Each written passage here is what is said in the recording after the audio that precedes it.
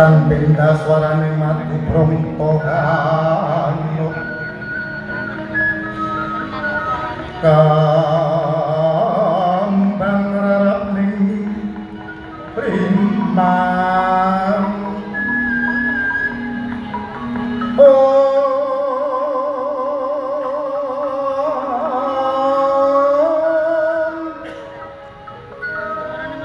Kriaming kongko maroma sangyo Joyoku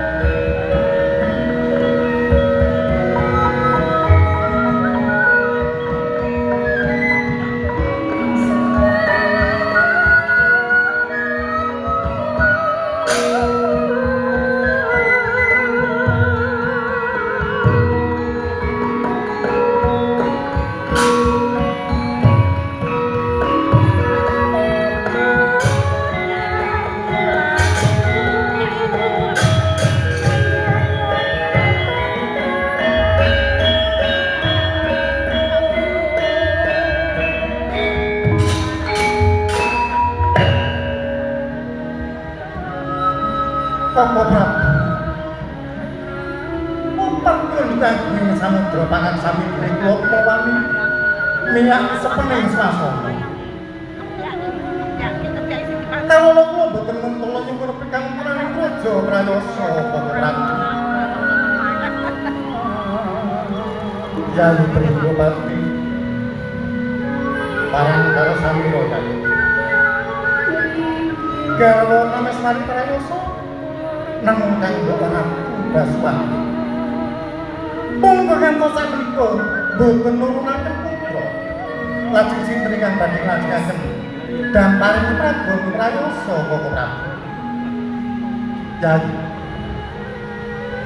Tumrap Prabu Deswanta sapa wae sing keparingake ngrintir kepraban ingsun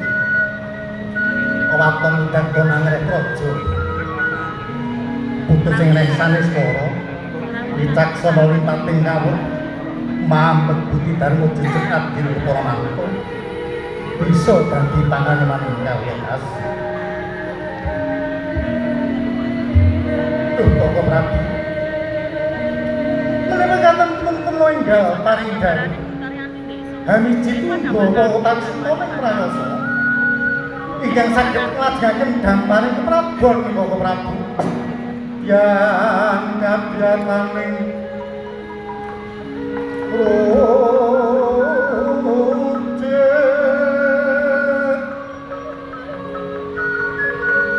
pring salah kadanira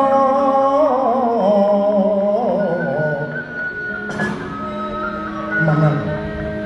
Sang Prabu Deswanta timbanget aturira kang rayi bawane sang matawa sulintat mandhaping semu sagigaring radit wis mbungkak sehingga sang Dipati Pringgawati kasarusan sang Dewi Sakuntala